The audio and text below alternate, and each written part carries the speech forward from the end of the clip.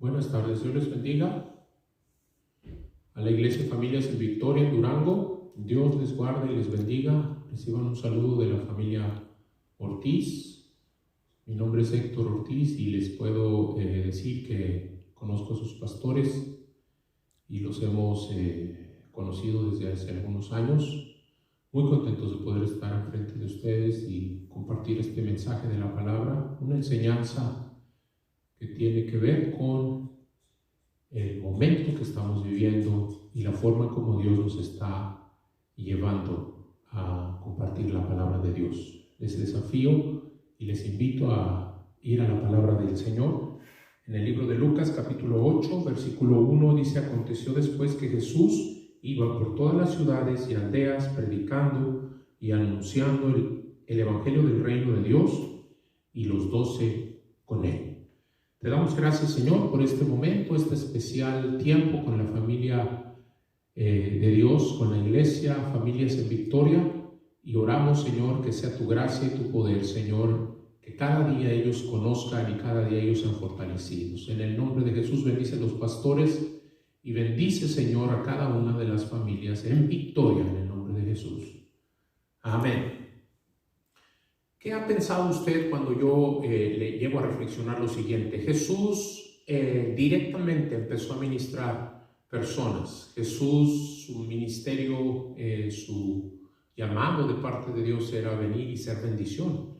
Era venir y pronunciar, anunciar el evangelio del reino y trabajar arduamente por la salvación de las almas. No solamente Él venía a morir por los pecados, sino que venía también a ministrar, a predicar, a trabajar para el reino de Dios. Y él representaba, él era el vocero del reino y curiosamente también era el rey del reino.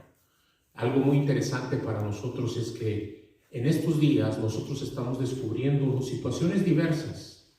Y es entre esas situaciones diversas, queridos hermanos, yo quiero hacerles reflexionar lo siguiente. ¿Cuántas personas Jesús pudo tocar directamente? ¿A cuántas personas Él pudo ministrar? ¿A cuántos Él pudo ponerle sus manos? ¿Cuántas personas pudieron oír su voz y oír sus enseñanzas, oír sus predicaciones, recibir de Él el mensaje directamente de parte de Dios?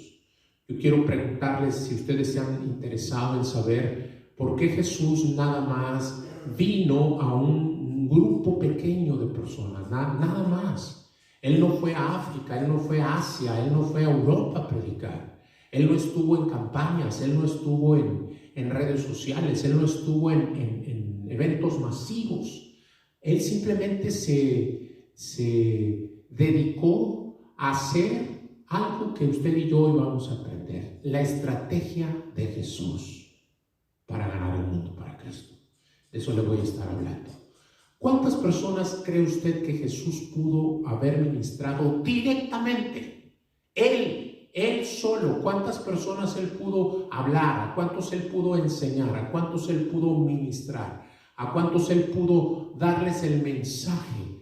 ¿A cuántos Él pudo sanar? Porque recuerden que Él venía en presencia. Su presencia era como la de nosotros. Tenía que trasladarse, tenía que moverse a través de barcos, a través de caballos, a través de camellos, a través incluso hasta de un pollino, y tenía que caminar mucho para llegar a su lugar. Lo que también me lleva a pensar, hermanos, y a comunicarles lo siguiente: el Señor no estaba pensando en una estrategia como la que nosotros ahora pensamos. Él no estaba hablando de una mega iglesia ni de un grupo multitudinario de gente que lo siguiera, aunque lo siguieron gente en multitudes. Sin embargo, el Señor se dedicó y se especializó en un grupo de personas.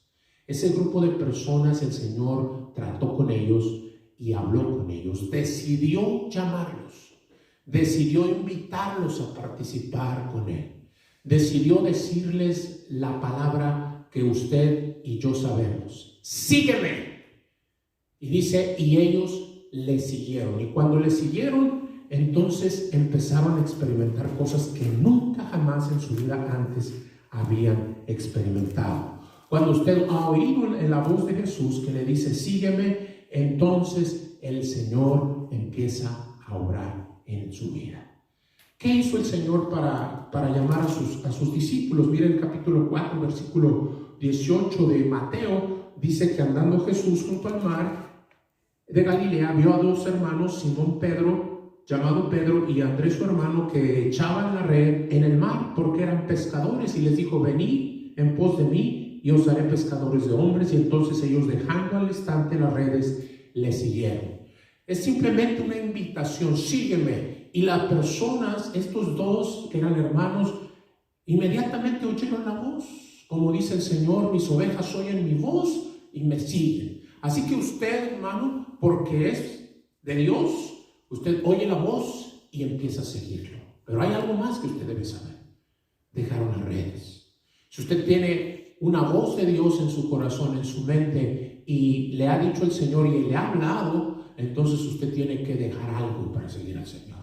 Si usted no ha dejado nada para seguir al Señor, yo tengo mis dudas que usted realmente sirva al Señor.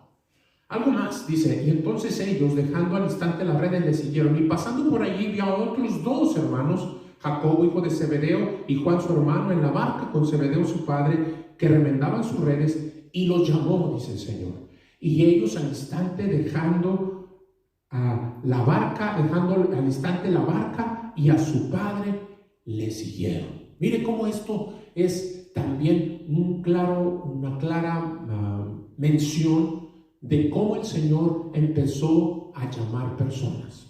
¿Qué quiero decirle con esto? Él estaba a punto de hacer una estrategia que fuera suficiente para salvar a todo el mundo. Se lo voy a explicar ahorita en un momento. ¿Qué les decía a los discípulos que él hablaba con ellos? ¿Qué les decía? Bueno, lo único que les decía es lo que dice en Mateo capítulo 9, versículo 9. Dice que pasando allí junto había un hombre llamado Mateo que estaba sentado en los bancos de los tributos públicos y le dijo, sígueme, y se levantó y le siguió. Cuando nosotros oímos la voz de Jesús y Él nos dice, sígueme, forzosamente tiene que haber dejado algo para seguir a Jesús. Y esta invitación y este llamado y esta estrategia que el Señor estaba usando es trayendo personas para que le siguieran. Esa es una estrategia que el Señor empezó a formar. ¿Qué iba a hacer el Señor? ¿Cómo le iba a hacer una sola persona para salvar a todo el mundo? ¿Qué estrategia iba a usar para que el Evangelio sea predicado a todas las naciones? ¿Cómo le iba a hacer? ¿Cuál es la fórmula? ¿Cuál es la estrategia de vida? ¿Cuál es el plan a seguir para llegar a cumplir el propósito del Señor?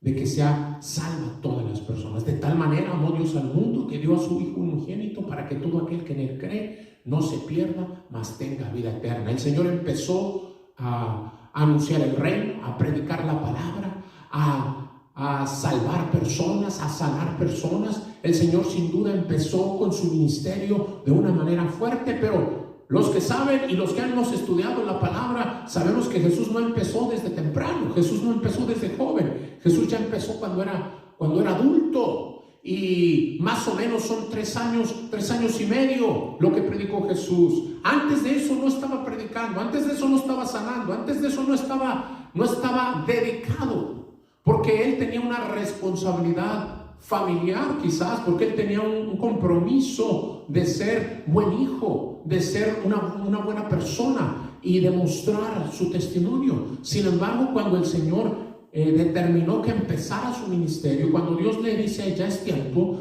y viene y empieza a predicar, no predica solo. Escuchen bien esto. Jesús no predicaba solo. Jesús, cuando andaba caminando y cuando andaba evangelizando y cuando andaba sanando, no lo hacía solo. Siempre traía personas con Él. En nuestros tiempos quizás nos han enseñado y nos han dicho que lo más importante es tener una reunión grande con mucha gente, en unas reuniones multitudinarias, Eso es la meta de muchos. Eso es la meta y el sentir de muchas personas. Sin embargo, si Jesús iba a salvar al mundo, tenía que usar la mejor estrategia que no fallara.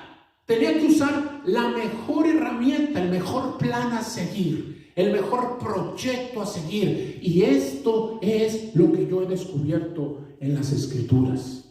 Lo que yo he descubierto en las Escrituras, hermano, es que Jesús tenía un equipo. Él se rodeó de personas que anduvieran con él. ¿Qué dice la palabra? Lucas 8 dice que aconteció que Jesús iba por todas las ciudades y por todas las aldeas, predicando y anunciando el evangelio del reino de Dios. Eso significa, queridos hermanos, que la predicación de la palabra se convierte en algo prioritario en el ministerio. Le ha placido al Señor salvar al mundo a través de la locura de la predicación. Mientras nosotros nos mantengamos predicando, habrá salvación, habrá conversión, habrá cambios de vida, porque la palabra predicada produce salvación en las personas que la escuchan. Usted necesita saber que la predicación es lo necesario para que nosotros alcancemos al mundo para Cristo. Pero no estoy hablando de ir a oírlo, sino de ir a predicar.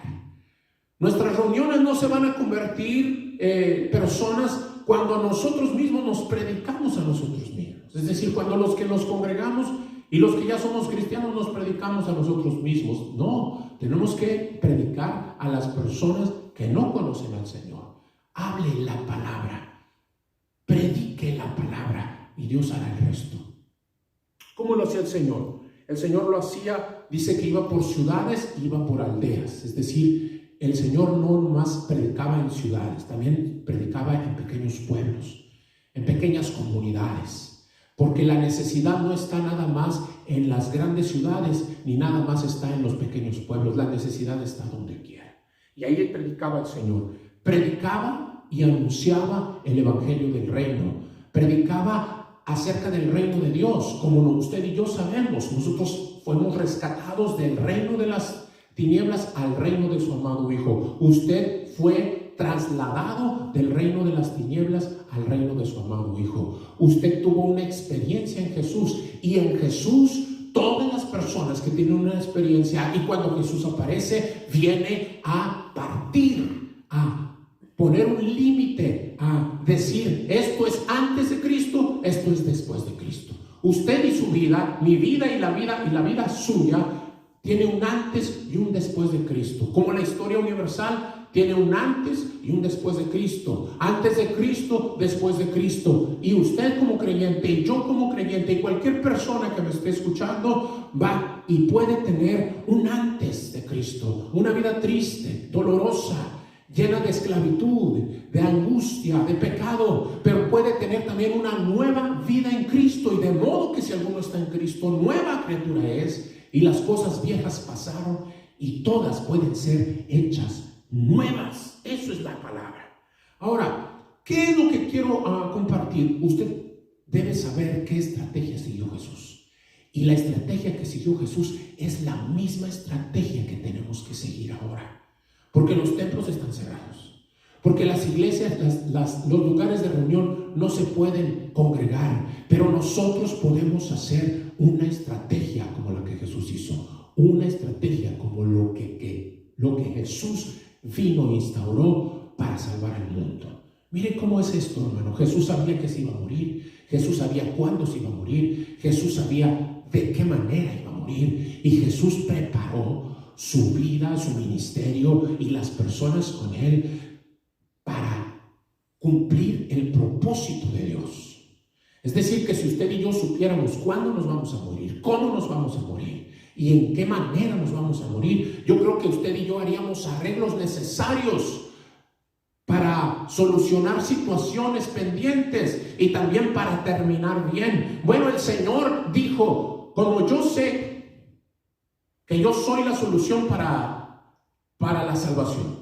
No nomás vino a predicar la palabra, Él vino también a pagar por la salvación, y Él sabía que su tiempo estaba limitado. Su término de vida iba a ser limitado. Entonces Él preparó lo necesario para que la gente fuera salva. ¿Y sabe cómo lo hizo? Se rodeó de 12 personas, se rodeó de un grupo pequeño que estuvieran con Él. Y les predicaba y luego los enseñaba a predicar. Y los sanaba y luego les enseñaba a orar por enfermos. Y luego reprendía a los demonios de ellos y luego los enseñaba a reprender demonios. De modo que no solamente era teoría, sino también era práctica. Y luego les predicó y luego los mandó a predicar de 2 en 2. ¿Se acuerda cuando los mandó a predicar? ¿Y qué experiencias tuvieron? Vinieron los 12 con gozo y decían: hasta los demonios se nos sujetan en tu nombre. Quiere decir que había un entrenamiento continuo. Eso es lo que nosotros debemos imitar de la estrategia de Jesús. La estrategia de Jesús es que hacía equipo con personas. Y ese equipo, hermanos, se iba cada día más complementando. Este equipo estaba funcionando. ¿A quién se le ocurrió esa estrategia? A Jesús. ¿Y es la única estrategia para salvar al mundo? No es la única estrategia, pero es la estrategia que Jesús escogió para salvar al mundo, empezando con Él. Y si usted cree que esta estrategia ya es antigua y ya no tiene validez, déjame darle unos tips o unos términos que usted puede ver, porque realmente nosotros tenemos que entender qué hizo Jesús. Dice que iban los 12 con Él. Y mire lo que dice Mateo capítulo 10, versículo 1. Aconteció, entonces llamando a sus 12 discípulos, dice, escuchen bien, les dio autoridad sobre los espíritus inmundos para que los echasen fuera.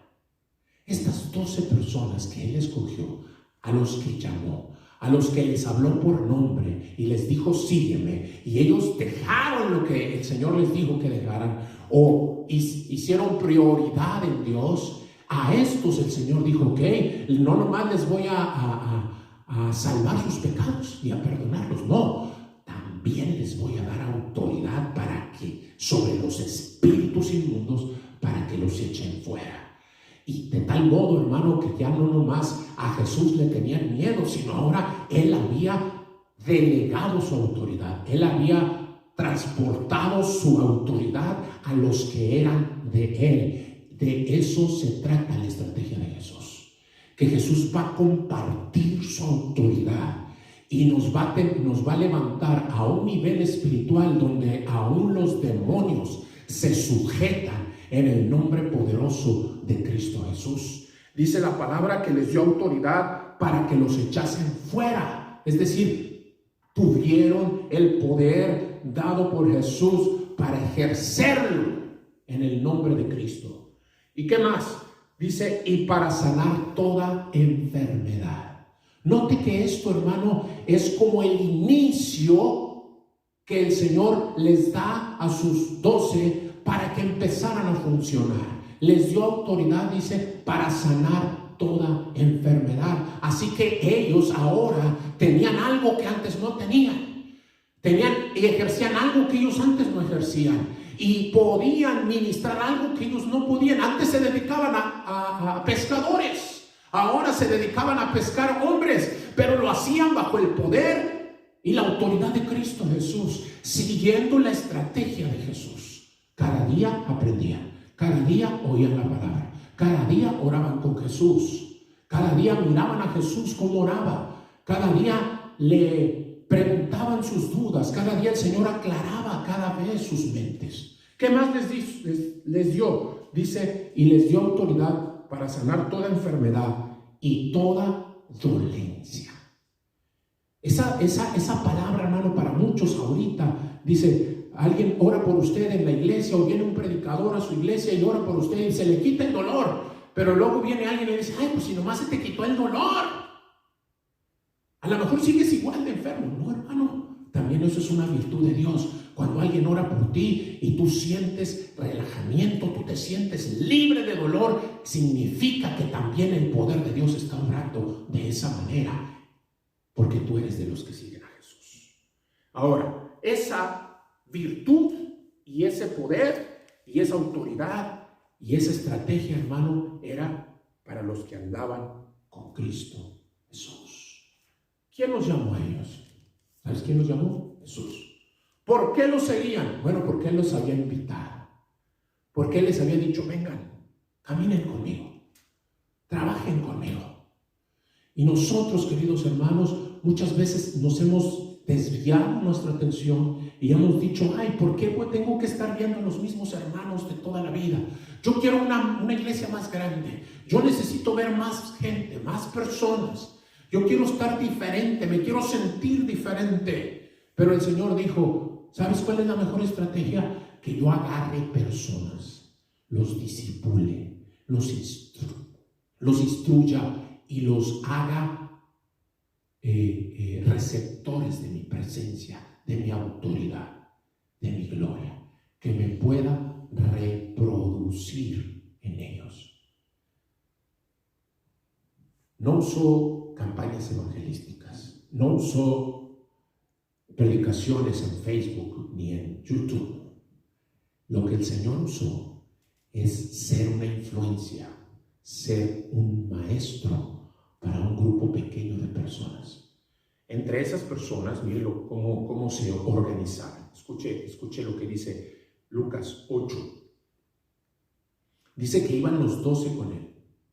Y esos 12, usted conoce tanto su pasado, conoce cómo el Señor trató y conoce también las situaciones que pasaron ellos mientras el Señor estaba en la tierra, cuando el Señor murió también, cuando ellos se regresaron a hacer todas las cosas que antes hacía y cómo el Señor fue por ellos otra vez.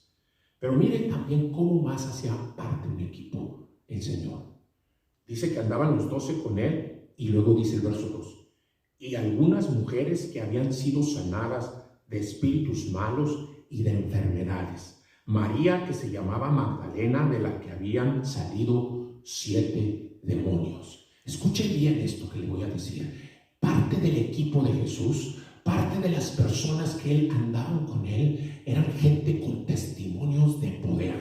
Gente que tenía un testimonio público, comprobado médicamente o científicamente. Antes vivía así. Antes María estaba poseída por demonios y tenía su razón perdida, pero ahora es una mujer de Dios, ahora es una mujer que predica, ahora es una mujer que tiene juicio cabal.